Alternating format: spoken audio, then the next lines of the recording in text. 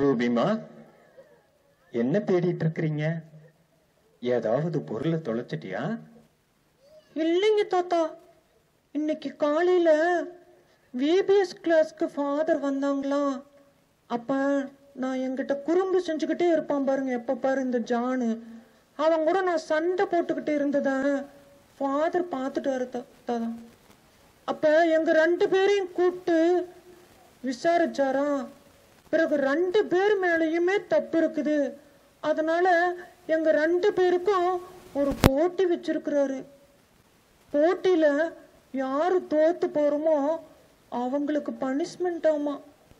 கண்டிப்பா நான் ஜெயிக்கணும் தாத்தா, இல்லைன்னா என்னோட ஃப்ரெண்ட்ஸ் எல்லாம் என்ன பார்த்து கிண்டல் பண்ணுவாங்க. ஃபாதர் என்ன போட்டி வச்சாங்க செல்லம்? இயேசுவினுடைய வழியில பின்பற்றி வாழ்ந்த ஒரு புனிதரை பத்தி சொல்லணுமாமா. ஓஹோ, நீ உங்க அப்பாவை கேட்டிருக்கலாமே. அவரை பத்தி அவருக்கு முழுசா தெரியாது. இதுல அவர் வேற புனிதரை பத்தி கேட்டோம்னா தப்பு தப்பா சொல்லி கொடுப்பாரு. பரவாயில்லம்மா, தாத்தா இருக்கிறான்ல. ஓ, உங்களுக்கு புனிதரை பத்தி எல்லாம் தெரியுமா தாத்தா? நல்லா தெரியும் சாமி. நீங்க எந்த புனிதரை பத்தி சொல்ல இருக்கீங்க? கவலையே படாத செல்லம், தாத்தா நான் உனக்கு ஒரு புனிதரை பத்தி சொல்லித்தரேன். போங்க தாத்தா, உங்களுக்கு எங்க அப்பாவை பத்தியும் தெரியல, என்னோட மனசையும் புரிஞ்சுக்க முடியல, நீங்க போய் புனிதரை பத்தி சொல்ல போறீங்களா? எனக்கு நல்லா தெரிஞ்சு போச்சு.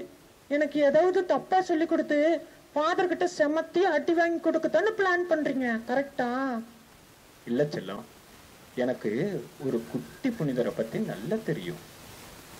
குட்டி புனிதரா? யாருங்க தாத்தா அவங்க? அந்த குட்டி புனிதர் பேரு டோமினிக் சாவியோ. இறைவனை மையமாக கொண்டு மனித நேயத்தினாலும் மாண்புடனும் வாழ்ந்த பல்வேறு புனிதர்கள்ல இவரும் ஒரு குட்டி புனிதர், டோமினிக் சாவியோ.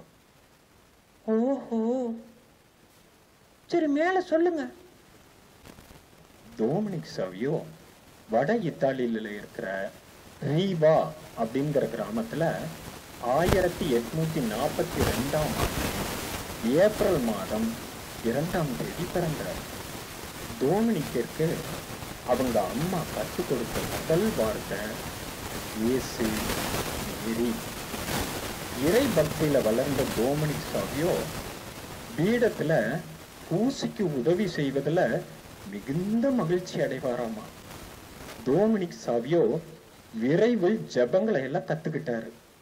திருப்பலியில மிகுந்த பயபக்தியோட 2 கைகளையும் கூப்பியவாறே கடவுளை பார்த்துக்கிட்டு அவருக்கு உதவி செய்வார். 1849 ஏப்ரல் மாதம் 8ஆம் தேதி தன்னுடைய வாழ்க்கையில முதல் தடவையா திவ்ய இயேசுவ தன்னுடைய இதயத்துல வாங்கினார். அப்ப அவருக்கு வயசு வெறும் 7 தான். என்ன தாத்தா புதுசு புதுசா சொல்றீங்க? 7 வயசுல புது நன்மை கொடுப்பாங்களா? எங்க ஃபாதர்லாம் 6வது 7வது வந்தா தான் உனக்கு புது நன்மையே கொடுப்பேன் அப்படின்னு சொல்லிட்டாரு.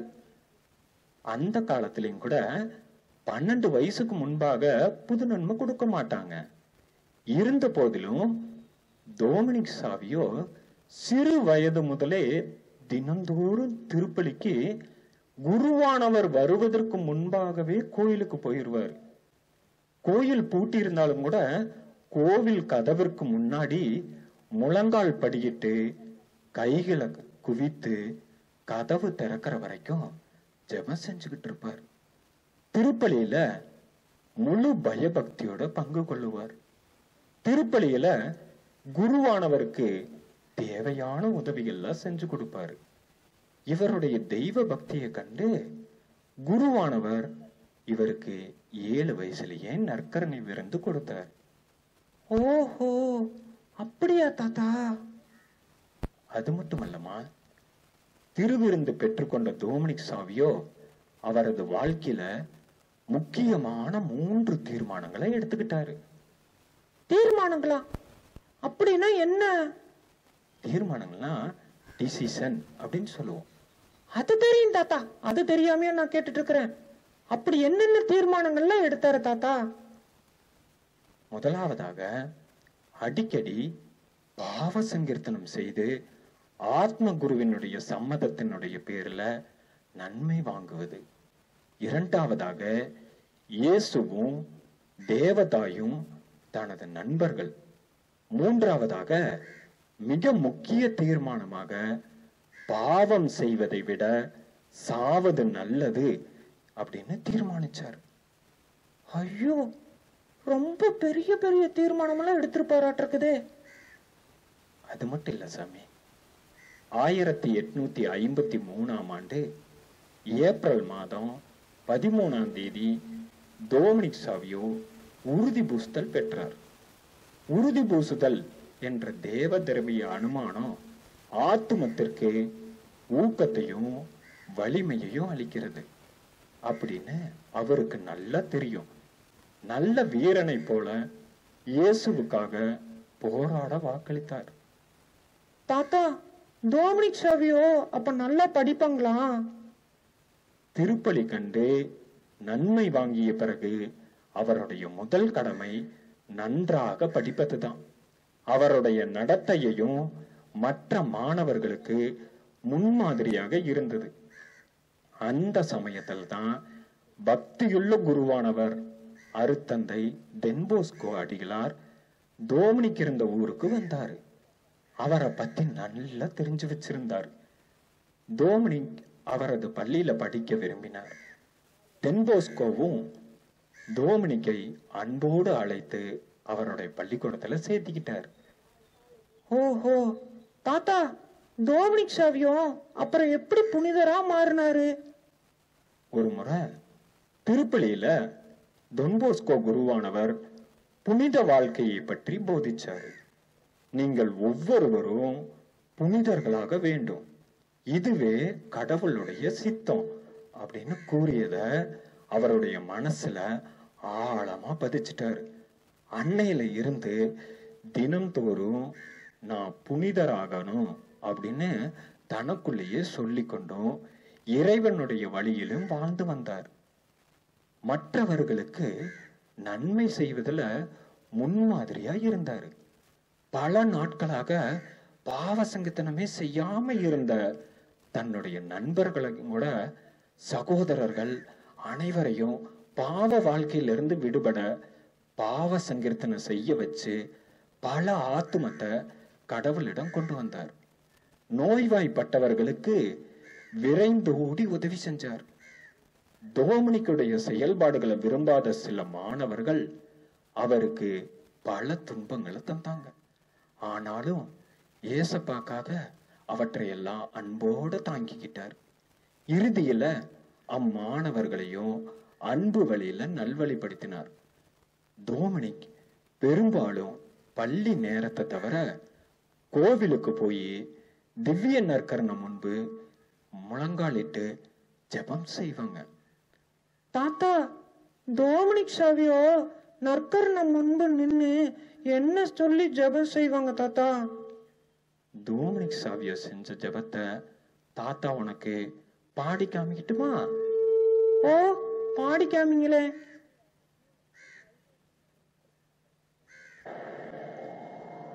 உம்மை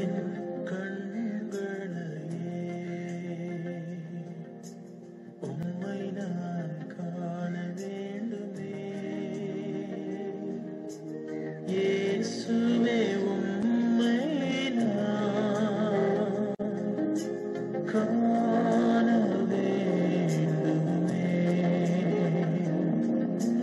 தொடும் என் காதுகளே, உன் குரல் கேட்க வேண்டுமே. இயேசுவே, உன் குரலை கேட்க வேண்டுமே. தொடும் என் ஆண்டவரே, தொடும் என் வாழ்வினையே. இயேசுவே, உம்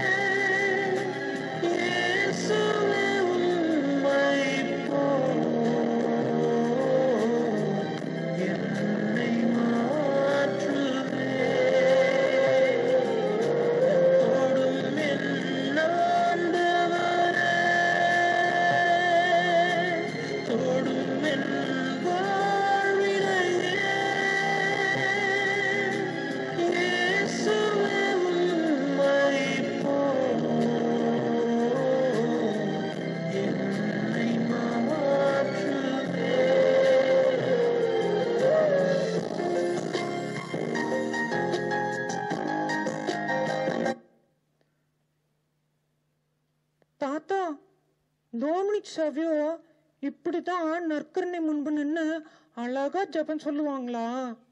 இனிமே நானும் இப்படித்தான் ஜெபம் செய்யலான்ட்டு இருக்கிறேன் தாத்தா.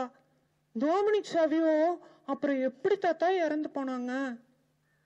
டோமினிக் வாழ்ந்த நகரத்துல, தூரின்கிற நகரத்துல கடுமையான குளிர் இருந்த காரணத்தினால கடுமையான காய்ச்சல், தலைவலி மற்றும் இருமலால அவதிப்பட்டு வந்தாரு.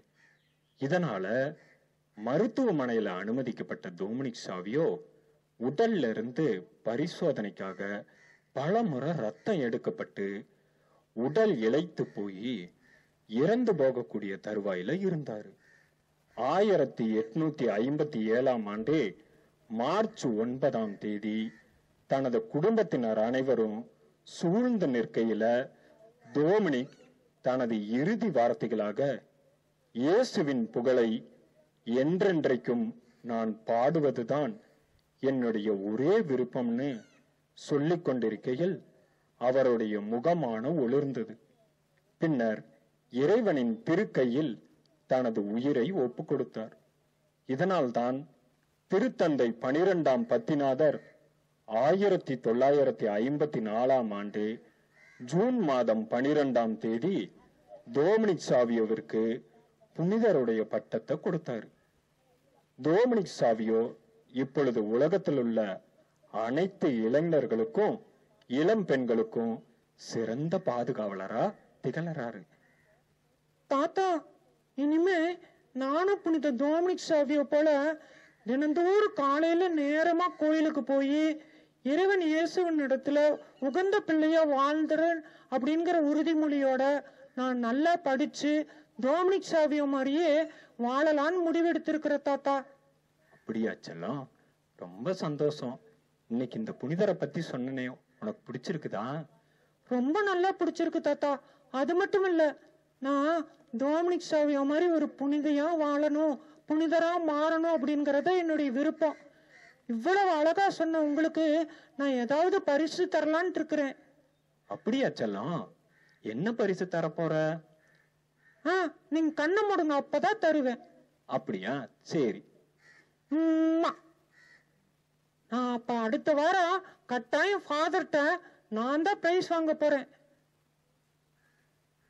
செல்லங்களா, என் பேச்சு ரூபி மட்டும் இல்ல, நீங்க ஒவ்வொருவருமே ஏசப்பாவுடைய செல்ல குழந்தைக்கு தான்.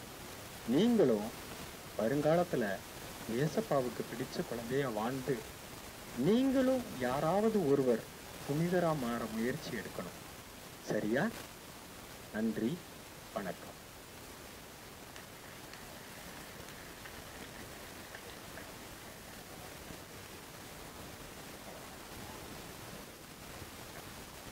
ஓகே குட்டீஸ், எல்லாரும் நல்லா இருக்கிறீங்களா? இன்னும் சவுண்டே இல்லையே. நல்லா சவுண்டா பிரிஸ்கா பேச வேண்டாமா? அன்னைக்கு லீவு தான் இல்ல, நாளைக்கு பள்ளிக்கூடம் போகணுமே சார், அது கொஞ்சம் கஷ்டமா இருக்கும், அப்படித்தால? சரி, ஓகே. இப்போ நீங்க இந்த பொம்மலாட்டம் பப்பட் ஷோ பாத்தீங்க, அப்படித்தால? யாரை பத்தி பாத்தீங்க? Dominic Savio. சரி, பிடிச்சிருந்ததா? புரிஞ்சதா? எத்தனை பேருக்கு தமிழ் நல்லா தெரியும்? தமிழ் நல்லா தெரியும்னவனுக்கு பாதி பேர் தான் கை தூக்குறீங்க. நான் இங்கிலீஷ் தெரியுமான்னு கேட்கல, தமிழ் நல்லா தெரியுமா? நம்ம தமிழ்நாட்டுல இருக்கிறோம். இன்னும் ஒரு சிலர் வந்து கையை தூக்குறதுக்கே சங்கடப்படுறான். தமிழ் கொஞ்சம் கொஞ்சம் தெரியும் சார். சரி, புரிஞ்சது, அப்படிதான்? Hands down. இந்த குட்டி புனிதர் மாதிரி தான் நம்மளுடைய வாழ்க்கையிலையும். இன்னைக்கு காலையில ஃபாதர் அழகா திருப்பலி ஒப்பு கொடுத்தாங்க. அப்ப பாத்தீங்கன்னா அழகா பாடல் குழுவினர் அவங்கெல்லாம் ரொம்ப அழகா பாடினாங்க. ஆனா அவங்களோட சேர்ந்து நம்மளும் என்ன பண்ணணும்? பாடணும். அதே மாதிரி ஜெபங்கள் சொல்லி தரும் பொழுது நம்ம என்ன பண்ணணும்? ஜெபங்களை நம்ம மனதார மனம் விட்டு சொல்லணும். இப்ப ஆசிரியர் பாடம் நடத்துறாங்க, கேள்வி கேட்கும் பொழுது நீங்க என்ன பண்ணுவீங்க? ஆன்சரை யாரோ ஒருத்தர் மட்டும்தான் சொல்றீங்களே, எல்லாரும் சொல்லவே மாட்டேன்றீங்களே. புரியலையோ? நான் தமிழ் சொல்றது புரியலையா? நல்லா சத்தமா பிரிஸ்கா பேசினாத்தால கோயம்புத்தூர் சிங்கன் காமிக்க வேண்டாமா நீங்களா? ஒரு சிலர்லாம் கோயம்புத்தூர்ல இருந்து வரீங்களான்னு கேட்பாங்க. ஏன்னு கேட்டேன்னா உங்களுடைய தமிழ் ஸ்லாங் அந்த இதை பார்த்தீங்கன்னா ரொம்ப ரசிப்பாங்க. வாங்க போங்க, நல்லா இருக்கீங்களா, சாப்பிட்டீங்களாக்கு அப்படின்லாம் பேசுவீங்களா, அந்த இதெல்லாம் நிறைய பேர் ரசிச்சு கேட்பாங்க. அப்படிப்பட்ட மண்ணில் பிறந்துட்டு நம்ம எப்படி இருக்கணும், பிரிஸ்கா நல்லா ஜம்முன்னு சத்தமா பேசணும். ஓகே சரி. இப்ப இந்த புனிதர் டொமினிக் சாவியோ அவர்கள் 3 தீர்மானங்கள் எடுத்துக்கிட்டார், அப்படிதான்ல? அந்த 3 தீர்மானங்கள் நான் யாரோ ஒருத்தர் தான் கேட்பேன். அவங்க கரெக்டா பதில் சொன்னீங்கன்னா ஒரு பிரைஸ் உண்டு. ஓகே, நீங்க எந்திரிப்பாப்பா. தெரியாம தலையாட்டிட்டுமோ? நீங்க தான்.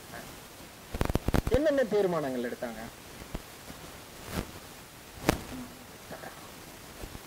சொல்லவே இல்லை.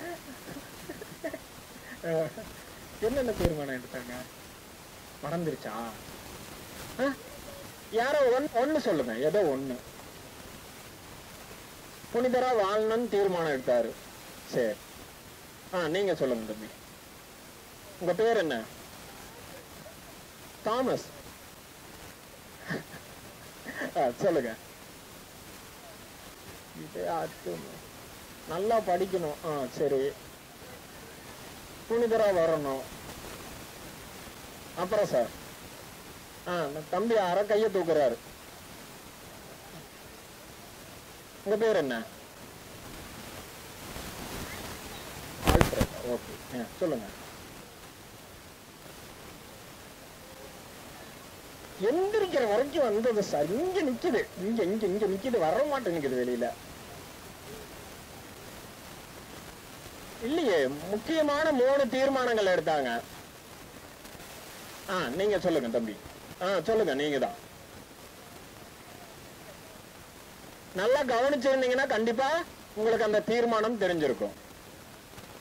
என்னென்ன தீர்மானங்கள்?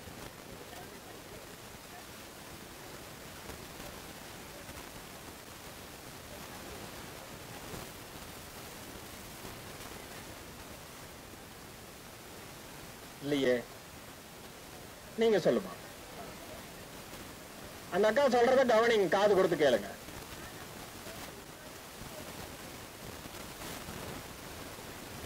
சூப்பர். தினம்தோறும் பாவ சங்கீர்த்தனம் செய்து அடிக்கடி திவ்ய நற்கருணை உட்கொள்வது அப்படிங்கிறது முதல் தீர்மானமா எடுத்தார். Very good, clap.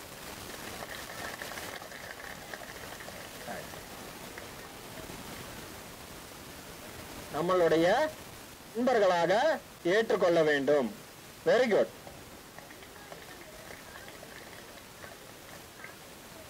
பாவம் செய்வதை விட சாவது நல்லது அப்படின்னு தீர்மானம் எடுத்தார். வாங்க கண்ணு, இங்க வாங்க.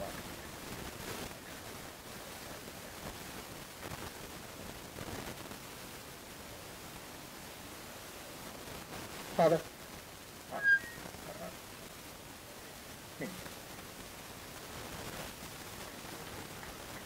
கிளாப் பண்ணுங்க நல்லா. அந்த அக்கா எவ்வளவு அழகா கிளீனா கவனிச்சிருக்கிறாங்க. கண்ணு, உங்க பேர் என்னமா? சபா ஜாஸ்மின். Super girl. அழகா சொன்னாங்க பாத்தியா? அதாவது திருப்பலியில் பங்கெடுப்பதை விட தினம்தோறும் பாவ சங்கீர்த்தனம், நல்ல பாவ சங்கீர்த்தனம் செய்து அடிக்கடி திவ்ய நற்கருணை உட்கொள்வது. இன்னைக்கு நம்ம எத்தனையோ பேர் என்ன பண்ணிட்டு இருக்கிறோம்? பாவ சங்கீர்த்தனமே சுத்தமா மறந்து போச்சு. அப்படிதான், உண்மையா இல்லையா? பாவ சங்கீர்த்தனம் போய் தொட்டிட்டு, அந்த பாவ சங்கீர்த்தனை தொட்டிட்டு நிக்கிறது நம்ம ஒரு அருவருப்பான்னு நினைக்கிறோம், கேவலமா நினைக்கிறோம். ஆனா கடவுள் இடத்தில் நாம் அண்டி நெருங்க போக வேண்டும் என்றால் நம்ம என்ன பண்ணணும்? அடிக்கடி பாவ சங்கீர்த்தனம் செய்து திவ்ய நற்கருணை உட்கொள்ள வேண்டும். திவ்ய நற்கருணை எப்படி வாங்கணும்? இப்படி போய் வாங்கணுமா? பயபக்தியாக இரு கைகளை கூப்பியவாறு என்ன பண்ணணும்? நாவினில் நற்கருணை வாங்கி கொள்ள வேண்டும். அந்த நற்கருணை வாங்கும்போது உனக்குள்ள யார் வர்றாங்க? யார் வர்றாங்க? ஏசப்பா வர்றாங்க. அப்ப யார் கூட பேசணும்? ஏசப்பா உங்ககிட்ட வந்துட்டாரு, நீ அவர்கிட்ட போல, அவர் உங்ககிட்ட வந்துட்டார். நம்ம நல்லா கவனிச்சுக்கோ கண்ணே. தம்பி ராஜா, அம்மா அங்கதான் நிப்பாங்க, போக மாட்டாங்க உன்னை விட்டுட்டு. சரியா? இங்க கவனிங்க. அதாவது நாம் உன் திருப்பலி நிறைவேற்றும் பொழுது பக்கத்துல பராக் பாக்குறது, அப்புறமேல என்னது நம்மளுடைய கவனம் எங்கேயாவது பக்கத்துல என்ன ட்ரெஸ் போட்டு வந்திருக்கிறான், என்ன பண்ணிட்டு வந்திருக்கிறான் அப்படிங்கறதுல இடம் கொடுக்காம யாரை மட்டுமே நம்ம உற்று நோக்க வேண்டும்? பலிபீடத்துல இருக்கக்கூடிய அருத்தந்தை என்னவா மாறிடுவார் அந்த நேரத்துல? நல்லா சத்தமா சொல்லுங்க. இயேசுநாதராக மாறி விடுகிறார். பலிபீடத்துல அவரு அந்த அங்கி மாட்டி அவர் பலிபீடத்துல ஒப்பு கொடுக்க ஆரம்பிச்சனமே அவர் என்னவா மாறிடுறாரு? இயேசுநாதராக மாறி விடுகிறார். அப்ப இயேசுநாதருக்காக நம்ம என்ன பண்ணணும்? முழுமையாக நம்மளுடைய மனதை ஒப்பு கொடுத்து நம்ம என்ன பண்ணணும்? ஜெபிக்க வேண்டும். அப்படிங்கறதான் இந்த நிகழ்ச்சியானது என்னது நம்மளுக்கு அறிவுறுத்துகிறது.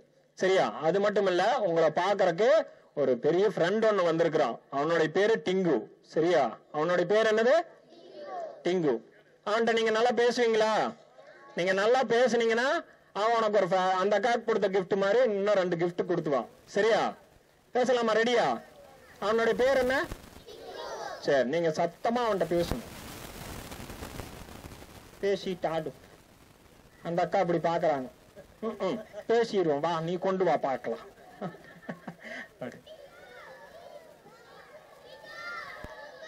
ஓகே. தேங்க அப்பா. ஏய், இங்க பாத்தியா? அவனுக்கு கொஞ்சம் கோவமாமா. நீங்க ஒரு தடவை டிங்குன்னு சத்தமா கூப்பிடுங்களேன்.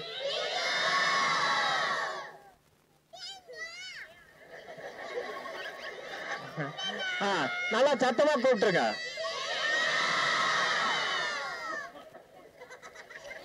அடேங்க அப்பா. சரி, இதெல்லாம் யாரு? அட இவங்கெல்லாம் போத்தனூர் புனித சூசைபர் ஆலயத்துல இருக்கக்கூடிய போத்தனூர் தான்ல. அப்புறம் சொன்னா அப்படி ஒரு சிரிப்பு வருது. நான் ஏதோ தப்பா சொல்லிட்டேனோ அப்படின்னு சொல்லி நான் ஃபீல் பண்ணிட்டு இருக்கிறேன். புனித சூசைபர் ஆலயத்துல இருக்கக்கூடிய மறைக்கல்வி குழந்தைகள். சரி, இவங்களாம் எதுக்கு இங்க வந்திருக்கிறாங்க? இவங்களாம் ஏசப்பாவுடைய வழியில நடக்கக்கூடிய அன்பு குழந்தை செல்வங்கள் இவங்களாம். அப்ப நான் விட்டு என்ன? நானும் ஏசப்பாவுடைய செல்ல பிள்ளைதான். அட இல்லைன்னு யார் சொன்னா? நீ நல்ல செல்ல பிள்ளைதான். சரி, இப்ப நம்ம 2 பேர் பேசிட்டு இருக்கிறத காட்டிலும் ஏசப்பாவுடைய செல்ல குழந்தைகிட்ட நம்ம பேசலாமா? சரி, பேசலாம். யாருக்கு? நீங்க வாங்க தம்பி. நீங்க தான் தம்பி, கூப்பிடுங்க. வாங்க வாங்க. வாங்க வாங்க, 2 பேரும் தான் வாங்க. ஒன்னும்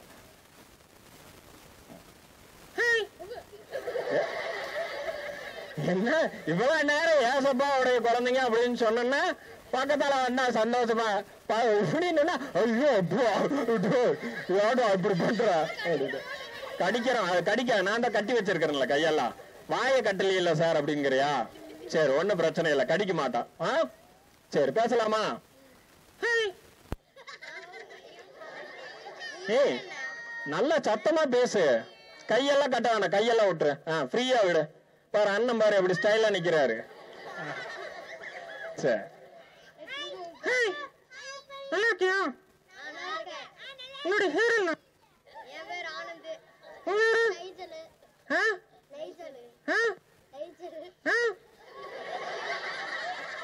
ஏய், நைஜல். நைஜல் தான்ல.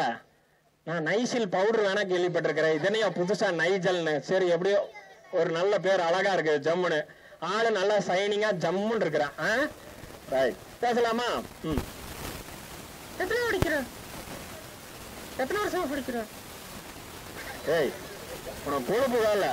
அவன் ஃபர்ஸ்ட் ஸ்டாண்டர்ட் படிக்கிறாங்கிற. எத்தனை வருஷமா படிக்கிறேன்னா 10 வருஷமா ஒன்னாவது படிப்பாங்க. ஏன் நைஜல்? அதல்ல, ஒரே வருஷம் தாயா படிப்போம். சரி, உங்களுக்கு ஏசப்பானா பிடிக்கும்? எவ்வளவு பிடிக்கும்? அளவு அளவு காமி. எவ்வளவு அளவு பிடிக்கணும்? எவ்வளவு பிடிக்கும்? எவ்வளவு பிடிக்கும்? நல்லா ரொம்ப பிடிக்குமா? அதான் எவ்வளவு பிடிக்கும்? கையெல்லாம் நீட்ட முடியாத அளவுக்கு பிடிக்கும். கிளாப் பண்ணுங்க. Very good. கையே நீட்ட முடியாது. ஏன்னா நம்மளை என்ன பண்றாரு ஏசப்பா, அந்த அளவுக்கு அன்பு செய்யக்கூடிய ஒரு நல்ல உள்ளம் படைத்தவர். நம்ம அம்மா அப்பா கூட நம்மளை வெறுத்து ஒதுக்கிட்டாலும் யார் ஒருபோதும் வெறுத்து ஒதுக்க மாட்டாங்க. யார் வெறுத்து ஒதுக்க மாட்டாங்க? கண்ணே கண்ணே, தம்பி தம்பி பக்கத்துல பேசாத, இங்க மட்டும் பேசுங்க. சரியா? டெய்லி உன் ஃப்ரெண்டோட பேசலாம், இன்னைக்கு ஒரு நாள் இங்க பேசுங்க. உனக்கு பின்னாடி இருக்கும் பார். அவனுக்கு ஒரு சந்தேகம், அண்ணே வாழை காணமண்ணே அப்படி. சரி, ஓகே, அடுத்த கேள்வி கேட்கலாம். சரியா? சரி, உனக்கு மாடா பிடிக்குமா? சரி, வீட்டுல டெய்லி குடும்ப வேலையில சொல்லுவீங்களா? இதெல்லாம் சொல்ற. அவன் சொல்றதுல இருந்தே தெரிஞ்சு போச்சு. சொல்லுவான், ஆனா சொல்ல மாட்டான். குடும்ப ஜெபமாலை எதுக்காக? ஏசப்பாவிடம் மாதாவிடம் நாம் நெருங்கி செல்வதற்கு அது ஒரு என்னது? ஏணி படிக்கட்டு. அந்த ஏணி படிக்கட்டு இருந்தா மட்டும்தான் நம்ம என்ன பண்ண முடியும்? ஏசப்பாவிடமும் அன்னை மரியாளிடமும் நாம என்ன பண்ண முடியும்? நெருங்கி போக முடியும். அப்படியெல்லாம் விசுகன் தொடாத நைஜில். சரி, ஓகே. இப்ப சரி, நைஜில்கிட்ட பேசு. சரி, இனிமேல் நீங்க டெய்லியும் குடும்ப சொல்லுவீங்களா? அம்மா அப்பாவை கூட்டிட்டு வந்து சொல்லுவீங்களா? கிளாஸ் பண்ணுங்கடா. கிளாப் பண்ணுங்க. நல்லா. சரி, கோ டு யுவர் பிளேஸ். உட்காரு. அப்படிங்களா? வாங்க வாங்க வாங்க வாங்க. தம்பி என்னமோ ஆர்வமா கேட்கணும்னு வந்திருக்கிறாரு, கேட்டலாம். கண்டிப்பா உங்களுக்கு சான்ஸ் கொடுக்குறேன். சரி, இரு. தம்பி தம்பி பேசுறத கேளு. இங்க வா, ஒண்ணும் பண்ண மாட்டான். வா, டிங்கு நல்ல பையன். வா.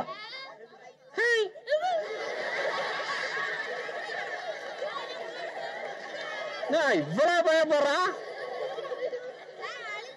அவ்வளவு பயமா உனக்கு? ஐயோ. சரி, உங்க பேர் என்ன?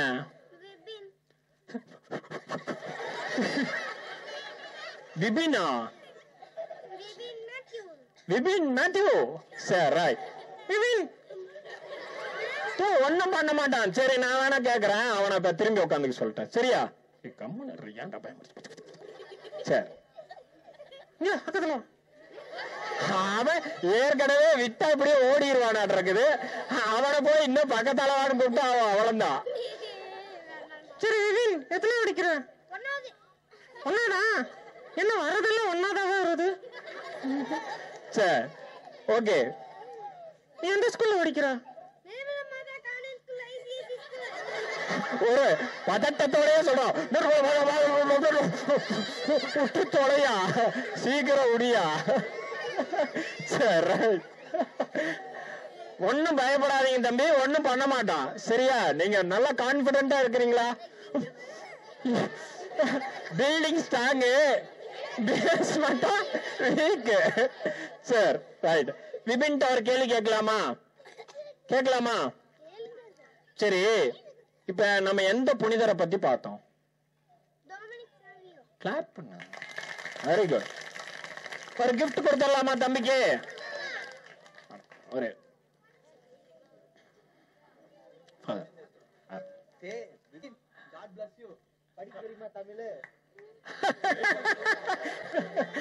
ஃபாதர் கேட்ட கேள்விதான் அருமையான கேள்வி. தமிழ் படிக்க தெரியுமா?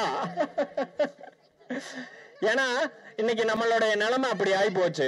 ஏன்னு கேட்டேன்னா, எல்லா சர்ச்சிலையும் குழந்தைகளை இறை மன்றாட்டுகள் இதையெல்லாம் வாசிக்க கூப்பிடும் பொழுது, அந்த தமிழ்ல படிக்கும் பொழுது அந்த குழந்தைகள் தடுமாறுவதை பார்க்கும் பொழுது எங்களுக்கெல்லாம் உள்ளமே வெடிச்சிரு மாட்டிருக்குது.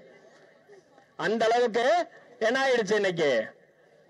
தமிழ் அப்படியே காணாம போயிட்டு இருக்குது. So parents kindly advice for me. நான் என்ன சொல்ல வரேன்னா, உங்க குழந்தைங்களுக்கு நீங்க தயவு செஞ்சு தினந்தோறும் விவிலியத்துல ஒரு பகுதி அந்த குழந்தைங்களுக்கு வாசிக்க சொல்லி நீங்க கேளுங்க. நிச்சயமா அந்த பைபிள் வேர்ட்ஸ் அந்த குழந்தைங்க படிக்க படிக்க தான் நம்ம என்ன பண்ண முடியும்? கடவுள் இடத்துல நம்ம நெருங்கி போக முடியும். Okay. Hey Vivin, very good boy. Okay, thank you. Fine. பா, ஏதோ ஒரு கேள்வி கேட்டான். ரைட் வாங்க கூப்பிடுறேன். அந்த அக்கா அடுத்தது, அந்த அக்காக்கு அடுத்தது நீ முறைக்காதரா, பயமா இருக்குதுடா, நான் ஊருக்கு போகணும். அவன் விட்டா அடிச்சிருவானுங்களாட்டிருக்காங்க ஃபாதர். எனக்கு பாதுகாப்பு வேணுமாட்டிருக்குது. நீங்க ஒன்னும் கோவப்படுறது நியாயம்தான், நீங்க வருத்தப்படாதீங்க. இருங்க அக்காவை முடிச்சு நான் அடுத்தது நீங்க தான். இங்க வாங்க, பக்கத்தால வாங்க, பயப்படாதீங்க, ஒண்ணும் பண்ணாது. ஹாய், உங்க பேர் என்ன? ஜெனிதா. கார் கேக்கல ஜெனிதா. காது கேட்கல ஜெனிதாவா? இது என்னடா புது பேரா இருக்குது, காது கேட்கல ஜெனிதா. ஜெனிதா. ஜெனிதாவா? அப்புறம் காது கேட்கலன்னு சொன்ன. ஓ, இதுக்கு காது கேட்கல சொன்னீங்களா? சரி சரி சரி சரி, நானே காது கேட்கல ஜெனிதா அப்படின்னு நினைச்சிட்டேன். ஐயோ சரி, அக்காக்கு வேற வெக்கத்தை பாரு. அது ஒண்ணு இல்ல, உன்னுடைய அழகை பார்த்தா அந்த அக்கா மயங்கி மயங்கி விழுந்துட்டு இருக்கிறாங்க. ஓ ரைட். ஹாய் ஜெனிதா, எத்தனை படிக்கிறீங்க? 6th. 6th. ஏய் எங்கடா குறுக்காம? சரி ஜெனிதா, உங்ககிட்ட ஒரு கேள்வி கேட்கலாமா? சரி, கவனிங்க கவனிங்க.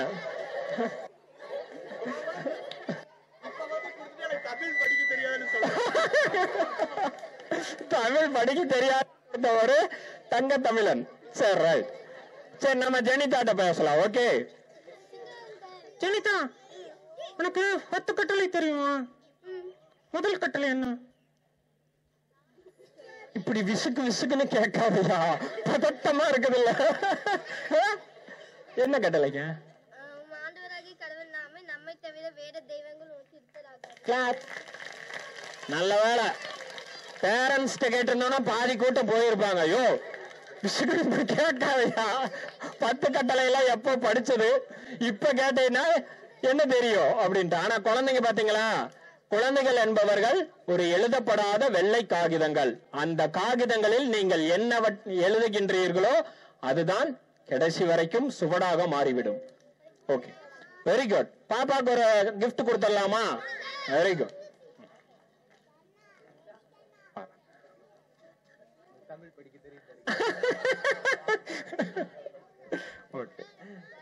ஹலோ ஹலோ ஹலோ, இன்னும் முடியல. நீங்க பாட்டு கிட்டானா போதுமையா, அடுத்தது என்னென்ன கேப்பையோ தெரியல அப்படின்னு. சரி பேசலாமா? ரைட். 10 கட்டளைகளை உங்களுக்கு யார் சொல்லி கொடுத்தா? புது நன்மை கிளாஸ் போகும் பொழுது மறைக்கல்வி ஆசிரியர்கள், அருத்தந்தை, அருச்சகோதரிகள் சொல்லி கொடுத்திருப்பாங்க, அப்படித்தால? அவங்களுக்கு ஒரு நன்றி சொன்னையா? அப்ப நம்மளுடைய உயிருள்ள கடவுள் தான் என்னது நமக்கு முதன்மை, சரியா? மற்றதெல்லாம் அடுத்ததுதான். சரி, அடுத்த கட்டளை. சரி பரவாயில்ல, ஏதோ ஒரு கட்டளை, முதன்மையான கட்டளை சொல்லிட்டாங்கல்ல. சரி, very good. Go to your place. சரி, உனக்கு இன்னொரு கிஃப்ட் கொடுக்கலாமா? வேண்டாம், போதுமையா, நீ அடுத்தது இன்னொரு கேள்வி கேப்ப, விட்டுரு என்ன. சரி ஓகே, தேங்க்யூ. நீங்க தாங்க சார், நீங்க வந்துருங்க, நீங்க வந்துருங்க. அவர் ரொம்ப கோபக்காரரா இருப்பாராட்டு இருக்குது. அவரை ஒரு கேள்வி கேட்டுடலாம். வாங்க வாங்க வாங்க வாங்க வாங்க. இருடா.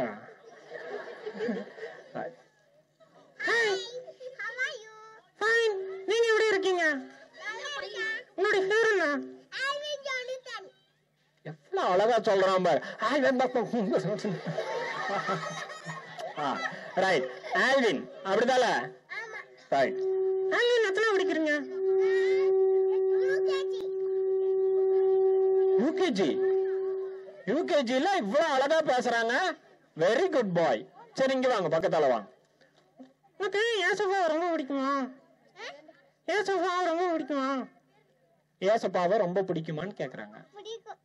எவ்வளவு பிடிக்கும்? நிறைய. கிளாப். வீட்டுல டெய்லி பிரேயர் பண்ணுவீங்களா? பிரேயர் சொல்லுவீங்களா டெய்லி வீட்டுல? நைட்டு தான் நாங்க சொல்லுவோம், காலையில எல்லாம் நாங்க கண்டுக்கும் கூட மாட்டோம்.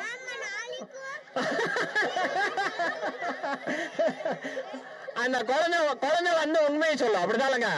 நைட்டு தாயா, அது டைம் இருந்தா பாப்போம், இல்லைன்னா அதுவும் கிடையாது அப்படின்னு. ரைட். சரி, அப்ப குழந்தைகளுக்கு நம்ம என்ன பண்ணணும்? தினம்தோறும் காலையில் எழுந்தவுடன் கடவுளை துதிக்க கற்றுக் கொடுக்க வேண்டும். பெற்றோர்களே சிந்தியுங்கள். சரி, ஓகே. அம்மா அப்பாட்ட போய் இன்னைக்கு என்ன சொல்லணும்? நல்லா மட்டன் சிக்கன் வாங்கி கொடுன்னு சொல்லுவியா? அப்படியெல்லாம் கேட்பீங்களா? சரி, ஓகே. நீங்க அதுக்கு முன்னாடி என்ன பண்ணணும்? நம்மளுக்கு இந்த உணவை எல்லாம் தரக்கூடிய கடவுளுக்கு நன்றி சொல்லணுமா இல்லையா? நன்றி சொல்லணுமா இல்லையா? அப்ப அம்மா அப்பாட்ட சொல்லி டெய்லி காலையில மார்னிங் பிரேயர் பண்ணணும். ஓகே, பண்ணுவீங்களா? Okay, thank you. உனக்கு டிங்கு ஒரு கிஃப்ட் கொடுக்குறானா, வாங்கிக்கிறியா? கண்ண முடிக்கோ. உம்மானா அம்மா அப்படின்னு. சரி, okay, go to your place. இப்பதான் அவன் கொஞ்சம் சாந்தமாயிருக்கிறான். சரி, ஓகே. இப்ப டிங்கு வந்து ரொம்ப டயர்ட் ஆயிட்டான். ஊருக்கு போகணும்ல, அடுத்த கோயிலுக்கு, இன்னொரு கோயிலுக்கு நாங்க போகணும். சோ டிங்குக்கு நம்ம பாய் சொல்லிடலாமா? ஓகே, பாய். ஓகே,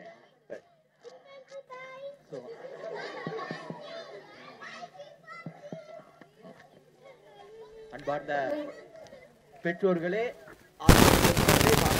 எப்படி இருந்துச்சு? நல்லா இருந்துச்சா? பெற்றோர்களுக்கு அறிமுகம் இவர் பெயர் இவர் ஈரோடு மாவட்டத்தில் ஒரு கத்தோலிக்க குடும்பத்தை சார்ந்தவர். ஒரு ஆசிரியராக அரசு பள்ளியில் பணியாற்றி வருகிறார்.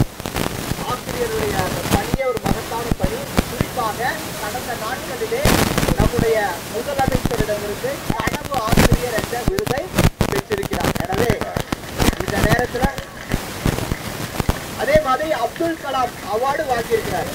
சிறந்த முறையில் குழந்தைகளை ஈர்க்கக்கூடிய வல்லமை படைத்தவர். ஒரு ஏற்பாடு செய்தோம். தரப்பாளர் எந்த பிரச்சனையும் உங்களுக்கு வேண்டாம், எதையும் நான் எதிர்பார்க்கல, லட்சேதி அறிவிக்கிறவனுடைய பணி என்று சொல்லி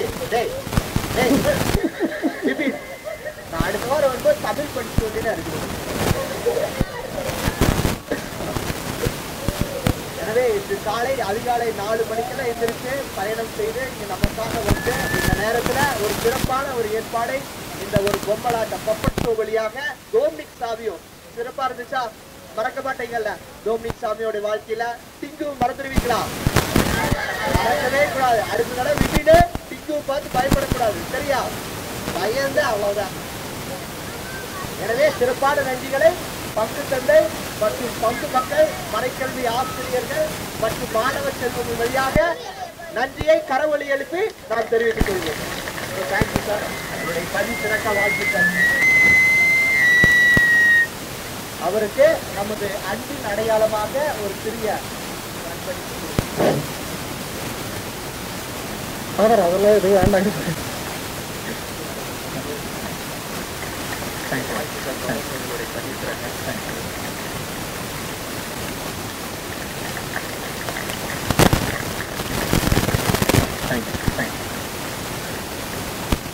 இந்த இடத்துல நான் இன்னொரு முக்கியமான விஷயம் நான் சொல்லணும். பாத்தீங்கன்னா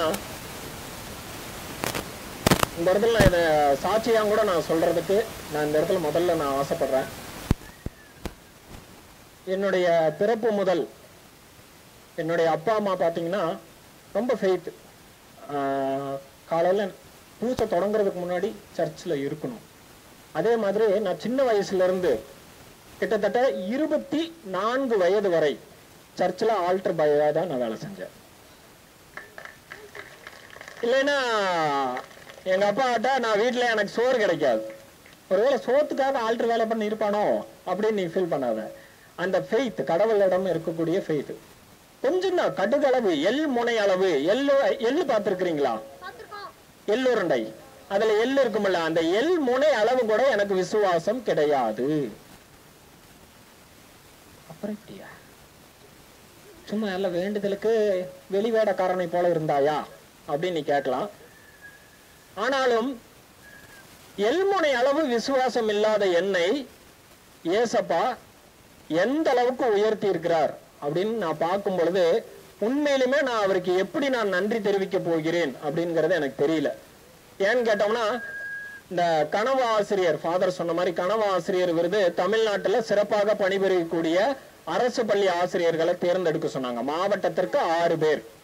அந்த மாவட்டத்திற்கு 6 பேர் தேர்ந்தெடுக்கும் பொழுது 140 பேரை 192 பேரை தேர்ந்தெடுத்தாங்க. 52 ஆசிரியர்களுடைய பட்டியல் இன்னும் வெளியிடப்படவில்லை. அந்த 140 ஆசிரியர்கள்ல இந்த திட்டம் முதலாக தமிழ்நாட்டில் அறிவிக்கப்பட்டது அப்படிங்கிற காரணத்தினால தமிழக முதலமைச்சர் கையில ஒரு 5 சிறப்பான ஆசிரியர்களை அறிமுகப்படுத்தி வைக்க வேண்டும் அப்படின்னு சொல்லி அதுல தேர்ந்தெடுத்தாங்க. அந்த 5 பேர்ல ஈரோடு மாவட்டத்திலிருந்து என்னை தேர்ந்தெடுத்தார்கள். அப்படின்னு பார்க்கும் பொழுது நான் அங்க போய் பார்க்கும் பொழுது அந்த 5 பேர்ல 3 பேர் கத்தோலிக்க கிறிஸ்தவர்கள். தமிழக முதல்வரிடம் 5 பேர் அந்த விருது வாங்குவதற்கு செலக்ஷன் பண்ணதுல 3 பேர் யாருங்க? நம்ம கிறிஸ்டியன்ஸ். அப்ப கிறிஸ்துவ பிள்ளைகளுக்கு எவ்வளவு தாளந்துகளை ஏசப்பா கொடுக்கிறார். அப்ப நம்ம அதை எப்படி யூட்டிலைஸ் பண்ணணும், எப்படி படிக்கணும், எப்படி நல்லவங்களா இருக்கணும். அப்ப இதை நான் சொல்லணும் அப்படின்னு நான் ரொம்ப ஆசைப்பட்டேன். ஏன்னு கேட்டேன்னா, நம்ம பெற்றோர் அவர்கள் பட்ட கஷ்டம், அதுக்கு நம்ம எப்படி இருக்கணும்? நல்ல தேவ குழந்தைகளாக இருக்கணும். ஏசப்பாவுடைய செல்லங்கதால நீங்க எல்லாமே. அப்ப தினந்தோறும் பள்ளி செல்லுவதற்கு முன்பாக என்ன பண்ணணும்? தயவு செய்து ஒரு பரலோக மந்திரம், ஒரு அருள்நெறிந்த மரியாதையே, அப்புறம் என்னது, ஒரு சின்ன ஜபம். அப்பா இன்னைக்கு நான் கிளம்புறதுக்கு முன்னாடி எனக்கு போகும் பொழுதும் வரும் பொழுதும் நீங்க தான் எனக்கு எல்லாமே தலைவனாக இருந்து செயல்படணும். நான் படிக்கக்கூடிய பாடங்கள் என்னுடைய மனதில் பதிஞ்சு அதன்படி நான் வாழ கற்றுக்கொள்ள நீங்க தான் எனக்கு உதவி செய்யணும் அப்படின்னு டெய்லி ப்ரேயர் பண்ணுவீங்களா? ஒரே ஒரு நிமிஷம். எவ்வளவு? ஏசப்பா கூட அவர் சீடரை பார்த்து என்ன சொன்னாரு? 1 மணி நேரம் விழித்திருந்து எனக்காக ஜெபிக்க மாட்டீர்களா அப்படின்னு சொல்லி கேட்டார். அப்ப நம்மளாம் எப்படி ஜெபம் பண்ணணும்? நல்லா ஜெபம் பண்ணணும். பண்ணுவீங்களா? சரி, okay. Thank you for your cooperation. இவ்வளவு நேரம் பொறுமையாக அமைதியாக இருந்து இந்த நிகழ்ச்சியை கண்டுகளித்த குழந்தை செல்வங்களாகிய உங்கள் அனைவருக்கும், ஏசப்பாவுடைய செல்லங்களாகிய உங்கள் அனைவருக்கும் என் மனமார்ந்த நன்றியை தெரிவித்துக் கொள்கிறேன். இப்பேற்பட்ட ஒரு வாய்ப்பை இந்த பங்கு ஆலயத்தில் வழங்கிய இப்பங்கின் அருத்தந்தை பெரிய ஃபாதர் அவர்களுக்கும் சின்ன ஃபாதர் அவங்களுக்கும் என்னுடைய மனமார்ந்த நன்றியை இந்த நேரத்தில் தெரிவித்துக் கொள்கிறேன். இதற்கு மிக முக்கிய காரணம் அப்படின்னு பார்த்தீங்கன்னா, சாரை இன்னைக்கு தான் நான் நேரில் பார்க்குறேன். திரு ஜோசப் சார் தான் இந்த நிகழ்ச்சிக்கு ஏற்பாடு செஞ்ச மூல காரணம். என்னன்னு கேட்டீங்கன்னா, இவர் எனக்கு ஃபேஸ்புக் மூலியமா மட்டும்தான் பழக்கம். ஒரு நாள் வந்து நான் மாதா குடில் செஞ்சிருந்தேன். அப்போ அவர் மாதா டிவியில இருந்து அந்த ஃபேஸ்புக் பக்கத்தில் புனித அமல அன்னை ஆலயத்தில் குடில் செய்த காட்சி அப்படின்னு சொல்லி அதை ஃபிளாஷ் பண்ணார். அப்பிருந்து அவருக்கு பழக்கம். அப்போ அப்படியே ஃபாலோ பண்ணிட்டு வந்ததில், சார் எங்கள் சர்ச்சில் வந்து எங்களுடைய குழந்தைங்களுக்கு நீங்கள் ஒரு நாள் இந்த பிப்ளிக்கல் ஸ்டோரி எடுக்க முடியுமா அப்படின்னு கேட்டார். கட்டாயம் வராங்க சார் அப்படின்னு சொல்லி நான் சொன்னேன். அந்த வாய்ப்பை நல்கிய திரு ஜோசப் சாருக்கும் அவரது குடும்பத்தாருக்கும் என்னுடைய மனமார்ந்த நன்றியை தெரிவித்துக் கொள்கிறேன். அது மட்டுமல்லாமல் இவ்வளவு நேரம் பெற்றோர்களாகிய பங்கு மக்களாகிய உங்களுடைய ஒத்துழைப்பு இல்லாமல் அணுவும் அசையாது. இயேசுவினுடைய குடும்பத்தார் அனைவருக்கும் என்னுடைய மனமார்ந்த நன்றியை தெரிவித்துக் கொள்கிறேன். எனக்கு மீண்டும் ஒரு வாய்ப்பு கொடுத்தால் நிச்சயமாக மறுமுறை கட்டாயம் வந்து அனைத்து குழந்தைகளுக்கும் பயனறக்கூடிய வகையில் அடுத்த புனிதரை பற்றி சொல்ல ஆவலாக இருக்கிறேன் என்று கூறிக்கொண்டு எனக்கு வாய்ப்பளித்த உங்கள் அனைவருக்கும் நன்றி கூறி முடித்துக் கொள்கிறேன். நன்றி, வணக்கம்.